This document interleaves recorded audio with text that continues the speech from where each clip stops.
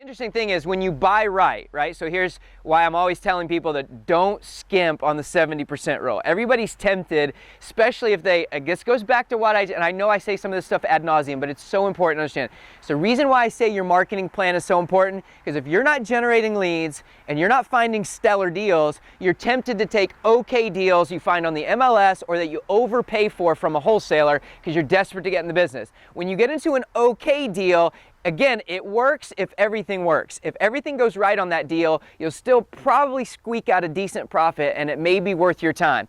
If you fall into a nightmare house, if you didn't buy it right, it turns from a kind of okay profit to a loss, right? And a devastatingly sad experience for 6 to 12 months of your time, right? When you bought right, like he did in this situation, even when a lot of things go wrong, he's probably going to clear somewhere around $25,000, $30,000, $35,000. Of course, in this case, he's not splitting the profit with anybody, so that's turning out to be pretty good for him on a deal that was going to be maybe 60 or so, and then split it, he's going to get all of it. So it's going to end up still being a decent payday, but only because he bought right. So even though he went way over budget, it'll still turn out to be a pretty good win.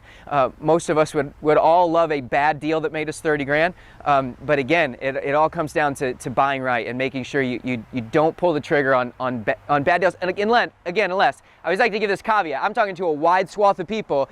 If you're a multimillionaire, you got deep pockets and you're just playing and you can take a hit, I mean, gamble. I mean, roll the dice. Go, play roulette, buy a lottery ticket, enjoy your life, right? But if you're kind of getting this business and you don't have a huge war chest, you better make good decisions. You'll be out of the business just as fast as you tried to get in.